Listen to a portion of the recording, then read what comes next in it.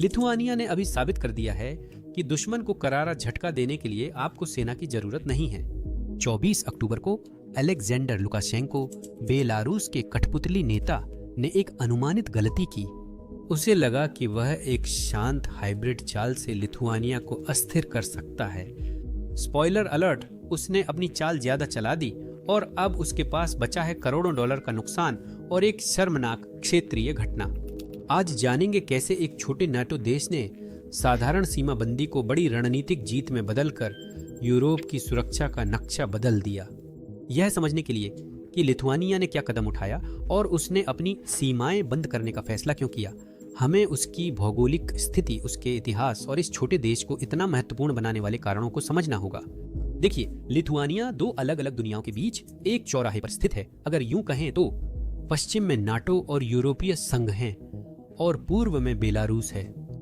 उत्तर में कालिनिनग्राद है, एक रूसी सैन्य चौकी जहां मिसाइलें और सैनिक हैं। यह दिलचस्प स्थान लिथुआनिया को यूरोप के सबसे रणनीतिक और साथ ही सबसे अधिक उजागर देशों में से एक बनाता है। ईमानदारी से कहूं तो यह दोधारी तलवार है। लिथुआनियाई लोगों के लिए नक्शे पर यहां होना सिर्फ स्थान से अधिक है, यह एक सोच है। मेरा मतलब क्या है? खैर, नाटो की सीमा पर रहना मूल रूप से जीवन के एक तरीके के रूप में तनाव के लिए तैयार रहना है।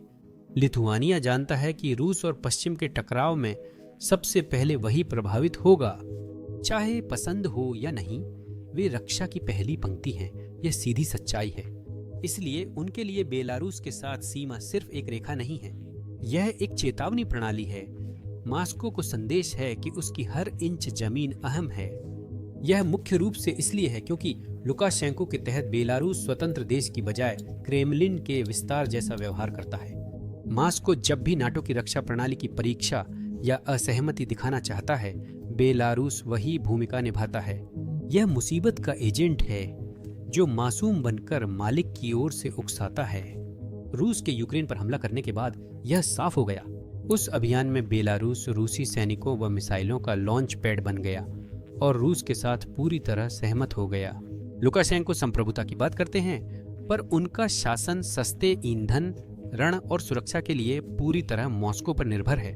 उस निर्भरता के कारण जब पुतिन बोलते हैं तो लुकाशेंको उनका पालन करते हैं और यह बात सभी जानते हैं। यह सच है, भले ही उनके देश को गलत वफादारी से नुकसान हो रहा है। हम केवल अनुमान नहीं लगा रहे। लिथुआनिया और उसके बाल्टिक पड़ोसी पहले भी यह देख चुके हैं। उन्होंने सीखा है कि छोटी चीजों जैसे अभ्यास या सीमा की घटनाओं को कभी नजरअंदाज नहीं करना चाहिए। रूस और बेलारूस हर कुछ साल झपाद नामक बड़ा सैन्य अभ्यास करते हैं, जिसका अर्थ पश्चिम है। आधिकारिक रूप से ये रक्षा अभ्यास हैं, लेकिन असल में डराने धमकाने की रणनीति है। 2021 में सेवुल की गैप को बंद करने का अभ्यास हुआ, जो लिथुआनिया और पोलैंड को जोड़ता है। मूल रूप से यह भविष्य के लिए एक तैयारी अभ्यास था। रूस के यूक्रेन पर हमले के बाद वही परिदृश्य भविष्यवाणी जैसा लगा। दुनिया ने देखा कि बेलारूस और रूस ने हमला करने का अभ्यास किया और फिर वही किया। लिथुआनिया इसे नहीं भूला है। उस समृद्ध इतिहास ने लिथुआनिया का दृष्टिकोण बदल दिया है। जैसा कि शुरुआत में कहा था, वह अब बहुत सतर्क है। जिससे हम इस ताजा टकराव पर आ जाते हैं, जो कुछ अजीब चीज गुब्बारों से शुरू हुआ था, लेकिन बहुत जल्दी एक बड़े झमेले में बदल गया। 24 अक्टूबर को कुछ गुब्बारे बेलारूस की तरफ से लिथुआनिया की सीमा में आ गए। कुछ गुब्बारे मौसम के गुब्बारों जैसे दिख रहे थे, जबकि कुछ में छोटे छोटे उपकरण लगे हुए थे। सीमा रक्षकों को जल्दी समझ आ गया कि यह संयोग नहीं था और उन्होंने कुछ गुब्बारे पकड़ने की कोशिश की। उन्हें पता चला कि गुब्बारे तस्करी में इस्तेमाल हो रहे थे, जिनमें अधिकतर अवैध सिगरेटें और कुछ अन्य अज्ञात पैकेज थे। शुरुआत में ये तस्करी लगा, पर पैमाना और समय देखकर ये ज्यादा संगठित लगा। इन संदेहों के अलावा उनकी मौजूदगी से लिथुआनियाई हवाई क्षेत्र का उल्लंघन और उड़ानों में बाधा हुई। हर लिहाज से यह एक उकसाने वाली परीक्षा थी। जल्द ही 26 और 27 तारीख को लगातार तीसरी रात गुब्बारे फिर से लिथुआनियाई हवाई क्षेत्र में प्रवेश कर गए, जिससे लिथुआनिया को अपना अलर्ट स्तर बढ़ाना पड़ा। जैसे जैसे इन गुब्बारों की संख्या रडार पर बढ़ती गई, विल्नियस और काउंस अंतर्राष्ट्रीय हवाई अड्डे जैसे हवाई अड्डों को अस्थायी रूप से संचालन रोकना पड़ा। जांचकर्ताओं ने पाया कि गुब्बारे बिना दिशा नहीं बह रहे थे, इन्हें समन्वित तरीके से छोड़ा जा रहा था। कई बार रात में और अक्सर सैन्य क्षेत्रों के पास। प्रधानमंत्री ने इन्हें हाइब्रिड हमले कहा। पहले भी यह शब्द प्रयोग हुआ था, पर अब इसका असली महत्व था क्योंकि लिथुआनिया ने बेलारूस से आने वाले गुब्बारों को मारने के लिए सेना को अधिकृत किया था। जितने भी संकेत थे वे सब इन्हें तस्करी के गुब्बारे ही बताते थे, लेकिन जो इतिहास हमने देखा है उसके कारण लिथुआनिया इसे सही तौर पर अलग नजरिए से देखता है। उनके लिए हर गुब्बारे के साथ लगता मानो एक नोट आया हो, हम तुम्हें कभी भी छू सकते हैं। जो उन्होंने देखा उसके बाद रूस या बेलारूस पर भरोसा करना ऐसा है जैसे घर में सांप बुलाकर फिर काटने पर हैरान होना। बेलारूस चाहता था कि लिथुआनिया इसे केवल तस्करी की कोशिश माने, लेकिन लिथुआनिया की राय अलग थी। सिर्फ बता दूं, बेलारूस से तस्करी नई नहीं है। यह देश यूरोप में अवैध सिगरेटों का बड़ा स्रोत है और इसका काला बाजार करोड़ों यूरो का है। यह सिर्फ अपराध नहीं, राजनीतिक भी है। यह व्यापार लुकाशेंको की सरकार से जुड़े नेटवर्क को फंड करता है और वफादार उद्योगों को सहारा देता है। ब्लैक मार्केट में मिन्स्क कैपिटल का दबदबा है। ग्रोदनो की सरकारी फैक्ट्रियां हर साल 20 अरब सिगरेट बनाती हैं, जिनमें से आधी कानूनी और आधी तस्करी में बिकती हैं। हर कार्टन पर 12 यूरो ईयू टैक्स बचता है। यह यूरोप को 15 अरब यूरो का नुकसान है, जो लुकाशेंको के करीबियों का मुनाफा बनता है। लिथुआनिया तस्करी के खिलाफ लड़ते हुए बेलारूस की वित्तीय जीवन रेखा को भी प्रभावित करता है, जो गुप्त पुलिस को बोनस देती है और शासन को बनाए रखती है। फिर भी गुब्बारा ऑपरेशन अलग था। यह प्रयोगात्मक और चुनौतीपूर्ण था, जिसे लिथुआनिया नजरअंदाज नहीं कर सकता था। आपातकालीन बैठकों के बाद लिथुआनिया ने बेलारूस के साथ सीमा पार रास्ते अनिश्चितकाल के लिए बंद किए। दिलचस्प बात यह है कि लिथुआनिया की संसद के अंदर इस कदम ने दुर्लभ सहमति पैदा कर दी। यहाँ तक कि विपक्षी पार्टियां, जो आमतौर पर व्यापार या करों को लेकर तुरंत हमला करती हैं, उन्होंने भी इस बंदी का समर्थन राष्ट्रीय गरिमा के मुद्दे के रूप में किया। यहाँ तक कि निर्वासन में बेलारूस की विपक्षी नेता ने भी इस कदम का समर्थन किया, जो लुकाशेंको की गिरावट दिखाता है। राजनीति एक बार सीमा पर थम गई। छोटे देशों के लिए बड़े पड़ोसियों का सामना करते वक्त एकता ही उनकी रक्षा है। जो अस्थायी उपाय था वह जल्द ही विरोध का प्रतीक बन गया। शेलकुनिनकाई में दरवाजे बंद कर दिए गए। बेलारूस तक ट्रकों की लंबी कतारें थीं। मेडेनिनकाई में सख्त जांच के बाद सिर्फ राजनयिक, यूरोपीय संघ नागरिक और नाटो कर्मी ही प्रवेश कर सकते थे। व्यापार लगभग पूरी तरह से रुक गया। स्याही सूखने से पहले ही सीमा को बंद करना कोई छोटी बात नहीं थी और इसके प्रभाव तुरंत दिखाई देने लगे। सैटेलाइट तस्वीरों में कई किलोमीटर तक ट्रकों की कतार दिखी, जिनमें जल्दी खराब होने वाला सामान और भारी औद्योगिक माल था। पहले कुछ ही दिनों में करोड़ों यूरो मूल्य का माल फंसा रह गया। इस बंदी से हर साल 3 मिलियन टन सामान जैसे लकड़ी, रसायन, मशीनरी और खाद्य सामग्री ले जाने वाला मार्ग प्रभावित हुआ। क्या आपको वह जगह याद है जिसके बारे में हमने पहले बात की थी? हाँ, लिथुआनिया ने उस रास्ते को प्रभावी रूप से बंद कर दिया। बाहर वालों को यह गुब्बारों पर अधिक प्रतिक्रिया लग सकती है, लेकिन लिथुआनिया के लिए यह रणनीति और बयान है। अब पुराने तरीके, तस्करी, डराना धमकाना और हाइब्रिड स्टंट बेअसर रहेंगे। और जैसा कि आप सोच सकते हैं, लुकाशेंको ने भावनात्मक रूप से पलटवार किया। उसने लिथुआनियाई और पोलिश ट्रकों के प्रवेश पर रोक लगाई। उम्मीद थी कि इससे लिथुआनिया को अधिक नुकसान होगा, लेकिन ये योजना विफल हो गई। बेलारूस समुद्र तक पहुंचने के लिए खासकर कलिपिटा बंदरगाह सहित लिथुआनियाई मार्गों पर निर्भर है, जिससे उसके लगभग 30% विदेशी माल का परिवहन होता है। सड़कें बंद होने के कारण बेलारूसी निर्यात अटक गया। उर्वरक कारखाने अपनी शिपिंग विंडो चूक गए और लकड़ी का निर्यात ठप हो गया। कुछ लॉजिस्टिक्स कंपनियों ने एक हफ्ते में 12 मिलियन यूरो से ज्यादा नुकसान बताया। जो एक गुब्बारे का स्टंट था, वह अब एक आर्थिक घाव बन गया था। और हाँ, आर्थिक नुकसान बहुत गहरा था। सिर्फ पहले हफ्ते में ही करीब 2000 ट्रक फंसे हुए थे। व्यापार विश्लेषकों ने अनुमान लगाया कि 2 हफ्तों के भीतर 50 मिलियन यूरो से ज्यादा का नुकसान हुआ, क्योंकि लिथुआनिया के बेलारूस से लगभग 40% माल ढुलाई कनेक्शन रुक गए थे। इसका असर पहले सीमा के कस्बों पर हुआ। मेडेनिनकाई के पास शेलकुनिनकाई में दुकानों, पेट्रोल पंप और लॉजिस्टिक्स डिपो का व्यापार रातों रात खत्म हो गया। ट्रंकिंग कंपनियों ने पोलैंड और लातविया से रास्ते मोड़ दिए, जिससे दूरी और लागत बढ़ गई। कुछ माल तो खराब भी हो गया और बीमा प्रीमियम लगभग 20% तक बढ़ गए, जिससे छोटे ट्रांसपोर्टरों को ड्राइवरों को निकालना पड़ा। लेकिन जहां लिथुआनिया को चोट पहुंची, वहीं बेलारूस को गहरा नुकसान हुआ। उसके लगभग 1/3 निर्यात लिथुआनिया पर निर्भर थे और विकल्प मिलना आसान नहीं था। बेलारूस में फंसे ड्राइवरों की जिंदगी इंतजार बन गई थी। खाना सड़क किनारे कियोस्क से मिलता था। फोन की बैटरियां खत्म हुई, झुंझलाहट बढ़ी। सीमा प्रहरियों ने इसे अजीब खामोशी कहा। मीलों तक धातु की कतारें, कोई हलचल नहीं। रूस के रास्ते माल भेजना महंगा और कम भरोसेमंद था, लेकिन जल्द ही यह मुख्य विकल्पों में शामिल हो गया। क्या यह विडंबना नहीं कि जो सजा थी वही लुकाशेंको के लिए मजबूरी बन गई? चीन के रेल नेटवर्क पर भी इसका असर हुआ। चीन यूरोप मालगाड़ी लाइन जो बेलारूस और लिथुआनिया से होकर गुजरती है, उसकी डिलीवरी में 1 हफ्ते तक की देरी होने लगी। कई लॉजिस्टिक्स कंपनियां जोखिम से बचने को पोलैंड और लातविया से शिपमेंट भेज रही हैं। बीमा कंपनियों ने बेलारूस से जुड़ी मार्गों के लिए दरें बढ़ा दी, जबकि कुछ ने चुपचाप उनकी स्थिरता के कारण लिथुआनियाई गलियारों को प्राथमिकता देना शुरू कर दिया। घरेलू असर घटाने को विल्नियस ने आपातकालीन सहायता, टैक्स छूट, ट्रांसपोर्ट कंपनियों को छोटे अनुदान और ईयू मार्गों के लिए प्रोत्साहन दिए। फिर भी संदेश यही रहा कि संप्रभुता पहले, व्यापार बाद में, पैसे की बात से अलग। रणनीतिक रूप से इस कदम से बड़े परिणाम हुए। सीमा बंद होने पर लिथुआनिया की भूमिका दर्शक से उदाहरण बन गई। इससे नाटो और उसके बाल्टिक पड़ोसी हाइब्रिड खतरों को गंभीरता से लेने लगे। लातविया, एस्टोनिया और पोलैंड ने निगरानी और समन्वय मजबूत कर बाल्टिक डिफेंस लाइन को जल्द लागू किया, जो ड्रोन, गुब्बारे व सीमा पार घुसपैठ के लिए संयुक्त प्रारंभिक चेतावनी नेटवर्क है।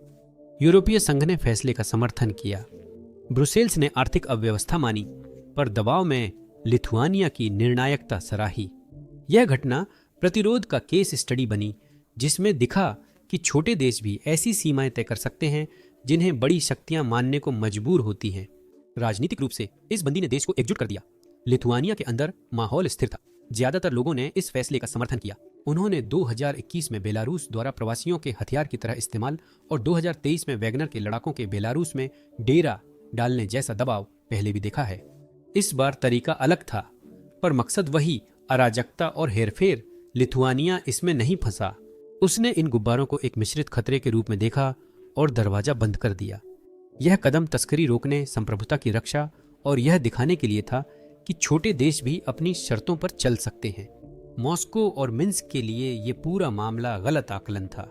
रूस की हाइब्रिड रणनीति अस्पष्टता, दबाव और जिम्मेदारी से इनकार पर निर्भर है, लेकिन लिथुआनिया ने कहानी पलट दी और तुरंत स्पष्ट प्रतिक्रिया दी।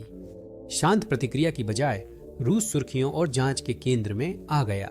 यह रणनीति उल्टी पड़ गई, क्योंकि हर गुब्बारा, हर देर से पहुंचा ट्रक, हर बंद किया गया क्रॉसिंग बेलारूस की मिलीभगत को उजागर कर रहा था, और इसी के साथ रूस की साजिश भी सामने आ गई। लुकाशेंको की निर्भरता उनके लोगों पर भी स्पष्ट हो गई। अंतर्राष्ट्रीय स्तर पर बेलारूस अब स्वतंत्र खिलाड़ी कम, लापरवाह मोहरा ज्यादा लगता है, जिसका प्रतीकात्मक प्रभाव बड़ा है। हाइब्रिड युद्ध तभी सफल होता है जब शिकार झिझकता है। लिथुआनिया ने ऐसा नहीं किया। सीमा बंद करने के फैसले ने क्षेत्र की हर राजधानी को संदेश भेज दिया। अगर आप दबाव डालेंगे तो हम और जोर से जवाब देंगे। इसने रूस की सीमाएं भी दिखा दी। यूक्रेन में सेना फंसने और प्रतिबंधों के कारण मॉस्को नए मोर्चे नहीं खोल सकता। लिथुआनिया जैसे एक छोटे लेकिन आक्रामक नाटो सदस्य ने रूस को रक्षात्मक स्थिति में ला दिया। अब हर असफल उकसावे से शर्मिंदगी बढ़ती है। सीमा बंद करना सिर्फ सुरक्षा के बारे में नहीं था, यह डराने धमकाने से स्वतंत्रता की घोषणा थी। इससे आर्थिक लागत तो आई, लेकिन रणनीतिक विश्वसनीयता भी मिली। कुछ गुब्बारों ने इससे बड़ी बात उजागर कर दी, दृढ़ संकल्प की शक्ति। लिथुआनिया ने साबित किया कि आधुनिक भू राजनीति में साहस संघर्ष से भी ज्यादा असरदार हो सकता है। सीमा बंद होने से खतरा टल गया, पर कहानी में नया अध्याय शुरू हो गया। लिथुआनिया ने सख्त रेखा खींची है। अब दुनिया देख रही है कि वह इसे कितने समय तक निभाएगा और रूस बेलारूस कैसे प्रतिक्रिया देंगे। बड़ा सवाल है कि बंदी जारी रहेगी या इसमें ढील मिलेगी। नवंबर में इसे लिखने के समय तक बंदी अभी भी जारी है और फिर से खोलने की कोई तारीख नजर नहीं आ रही है। लिथुआनियाई अधिकारियों ने कहा है कि अगर बेलारूस उकसाता रहा तो यह 2026 तक चल सकती है। इससे मिन्स्क को मुश्किल में डाल दिया गया है। अगर लुकाशेंको पीछे हटते हैं तो कमजोर दिखेंगे। विरोध जारी रखने पर अर्थव्यवस्था को नुकसान होगा। हर हफ्ते जब तक दरवाजे बंद रहते हैं, हजारों ट्रक बेकार खड़े रहते हैं, माल खराब हो जाता है और व्यापार मार्गों को मोड़ना पड़ता है। लिथुआनिया जानता है अल्पकालिक बंदी प्रतिक्रिया जैसी और लंबी बंदी संदेश देती है। देश अपनी संप्रभुता पर समझौता नहीं करेगा, बेलारूस के लिए यह स्थिति बहुत मुश्किल है। लुकाशेंको जवाब में ट्रकों को रोकना, कस्टम जांच धीमा करना या लिथुआनियाई लॉजिस्टिक्स में हस्तक्षेप कर सकते हैं। वे डिजिटल तरीके भी अपना सकते हैं, फेक न्यूज़, फिशिंग और साइबर हमले, जिनका मकसद अराजकता फैलाना है। लेकिन यह तरीका बेकार है क्योंकि विल्नियस पहले से तैयार है। इस साल Lithuania NATO cyber defence centre का सदस्य बना, जिससे उसे विशेषज्ञता और साझा खुफिया जानकारी मिली। इससे उसे डिजिटल खतरों के खिलाफ ज्यादा ताकत मिली है। अक्टूबर में लिथुआनिया के मालवाहक क्षेत्र पर सीमा बंद होने और संदिग्ध साइबर जांचों का दबाव बढ़ा। हालांकि ज्यादातर को रोका गया, लेकिन आर्थिक नुकसान असली था। बेलारूस, जो कालेईपिटा बंदरगाह पर निर्भर है, खुद को घिरा और दबाव में महसूस कर रहा था, जिससे निवेशक डर सकते हैं और अशांति हो सकती है। ग्राडनो में वेतन में देरी की खबरों से फैक्ट्री मजदूर बेचैन हैं। रूस पर्दे के पीछे से अपनी अगली चाल सोच रहा है। मॉस्को बेलारूस पर दबाव डाल सकता है या लिथुआनिया को साइबर हमलों व गलत सूचना से परख सकता है, लेकिन विकल्प कम हैं। प्रतिबंध, यूक्रेन युद्ध और तनावपूर्ण अर्थव्यवस्था के चलते नाटो को उकसाना जोखिम भरा है। एक छोटी गलती से पश्चिमी देश गहराई से शामिल हो सकते हैं। क्रेमलिन के लिए इस संकट ने उसकी रणनीति की कमजोरी दिखा दी है। हाइब्रिड रणनीतियां असर खोती हैं जब लक्ष्य तेजी से सहयोगियों संग प्रतिक्रिया देता है। अगली परीक्षा ईंधन कीमतों में हेरफेर, डिजिटल हस्तक्षेप या 2026 लिथुआनिया चुनाव में दखल जैसे सूक्ष्म कदमों के रूप में आ सकती है। इस बीच क्षेत्र का व्यापार मानचित्र बदल रहा है। अगर सीमा बंद रहती है तो माल पोलैंड, लातविया और फिनलैंड के रास्ते भेजा जाता रहेगा। क्लैपेडा पोर्ट अथॉरिटी को 2027 तक ट्रैफिक में 15% वृद्धि की उम्मीद है। कंपनियां बेलारूस को बायपास कर रही हैं। चीन भी अपनी रणनीति बदल रहा है। बीजिंग के लिए अब विश्वसनीयता कीमत से ज्यादा मायने रखती है। बेलारूस मार्ग की अस्थिरता ने चीन को विकल्प तलाशने के लिए प्रेरित किया है। पहले से ही सितंबर 2025 में उसने यूरोप के लिए एक नए गेटवे के रूप में मावासेविस रेल हब का विस्तार करने के लिए पोलैंड के साथ बातचीत शुरू कर दी थी। यह प्रक्रिया तेज होती है और मॉस्को की यूरेशियन परिवहन गलियारों पर पकड़ कमजोर हो रही है। रक्षा के मोर्चे पर बाल्टिक देशों ने एक बहुत स्पष्ट सबक सीखा है। हाइब्रिड हमलों के लिए असली प्रतिरोध की जरूरत होती है। लिथुआनिया की बंदी ने यह बात जोरदार तरीके से साबित की। नाटो ने तब से अपनी पूर्वी सीमा, निगरानी, वायु रक्षा और त्वरित प्रतिक्रिया इकाइयों को मजबूत किया है। इस क्षेत्र से बाहर भी यह बंदी एक उदाहरण बन गई है कि छोटे देश भी डटकर खड़े रह सकते हैं। फिनलैंड ने रूस से लगी 1300 किमी सीमा पर ड्रोन गश्त बढ़ाते हुए लिथुआनिया के तरीके का हवाला दिया। यह संदेश लोगों तक पहुंच रहा है। अगर आप स्पष्ट रूप से कार्य करते हैं और अपने सिद्धांतों पर टिके रहते हैं तो बड़े खिलाड़ी भी आपको नोटिस करने पर मजबूर हो जाते हैं। अब मॉस्को जानता है कि बाल्टिक देश और उनके सहयोगी दबाव सहने के साथ एकजुटता से जवाब देंगे। लिथुआनिया के लिए अगले महीने धैर्य और ताकत की परीक्षा होंगे। क्या वह बंदी और अर्थव्यवस्था संभालकर जनता का समर्थन बनाए रख सकता है? अब तक समर्थन करीब 68% है, लेकिन सीमा के पास व्यवसाय दबाव में है। दबाव घटाने को सरकार ने लातविया से सुरक्षित व्यापार गलियारे का प्रस्ताव दिया ताकि सीमित निगरानी वाले माल की आवाजाही हो सके, जबकि मुख्य सीमा बंद रहे। यूरोप में यह समझ आ गया है कि हाइब्रिड युद्ध बिना टैंक या सैनिकों के भी खतरनाक हो सकता है और इसे रोकने के लिए भी सेना जरूरी नहीं। लिथुआनिया ने दिखाया कि स्पष्टता और साहस से असामान्य खतरे भी टाले जा सकते हैं। यह कहानी अभी खत्म नहीं हुई। क्या लिथुआनिया बंद बढ़ाएगा? क्या बेलारूस दबाव बढ़ाएगा? क्या रूस फिर रणनीति बदलेगा? इसका जवाब न सिर्फ व्यापार या सुरक्षा को प्रभावित करेगा, बल्कि यह भी तय करेगा कि छोटे देश उस दौर में अपनी रक्षा कैसे करते हैं जब हर सीमा एक संभावित युद्ध क्षेत्र बन चुकी है। इस संकट की जड़ एक सच्चाई है। ताकत आकार से नहीं, दृढ़ संकल्प से आती है, जैसा लिथुआनिया ने दिखाया। जो तैरते गुब्बारों से शुरू हुआ, अब आधुनिक रक्षा और रोकथाम का नया नियम बन गया है। ठीक है, खत्म करने से पहले मैं एक बात साफ करना चाहता हूँ। YouTube को ऐसे वीडियो पसंद नहीं है। असली फुटेज या आधुनिक संघर्षों की चर्चा वाले वीडियो अक्सर डिमोनेटाइज या प्रतिबंधित हो जाते हैं। इसका मतलब है कि कम लोग इन्हें देख पाते हैं और इस तरह का कंटेंट बनाना और भी मुश्किल हो जाता है। हम पूरी तरह स्वतंत्र हैं, निवेशकों या कॉरपोरेट प्रायोजकों के प्रति जवाबदेह नहीं हैं और यही बनाए रखना चाहते हैं। इसका मतलब है हमारी स्वतंत्रता उन लोगों पर निर्भर है जो इसे समझते और महत्व देते हैं। इसीलिए हमने हाल ही में बिजनेस बेसिक्स लॉन्च किया, जो हमारा प्लेटफॉर्म है और बिना सेंसरशिप के गहराई से कवरेज के लिए बना है। यहाँ आपको हमारे वीडियो के विस्तारित संस्करण बिना पाबंदी मिलेंगे, मूल डॉक्यूमेंट्रीज जो हम YouTube पर नहीं दिखा सकते, गहराई से ब्रीफिंग्स, विश्लेषण और क्या उन विशेषज्ञों के साथ जो सच में वहां गए हैं, एक निजी कम्युनिटी जहां सदस्य विश्व घटनाओं पर स्वतंत्र चर्चा कर सकते हैं बिना एल्गोरिदम के हस्तक्षेप के। बेसिक्स इनसाइडर सिर्फ चैनल सपोर्ट का तरीका नहीं, बल्कि ईमानदार स्वतंत्र पत्रकारिता चाहने वालों की जगह है। आप आज ही $999 में डिस्क्रिप्शन में दिए गए लिंक का इस्तेमाल करके या स्क्रीन पर दिख रहे QR कोड को स्कैन करके जुड़ सकते हैं। हर नया सदस्य वाकई में फर्क लाता है, सिर्फ हमारे लिए नहीं बल्कि सच बताने वाली पत्रकारिता के लिए भी, चाहे वह असुविधाजनक हो।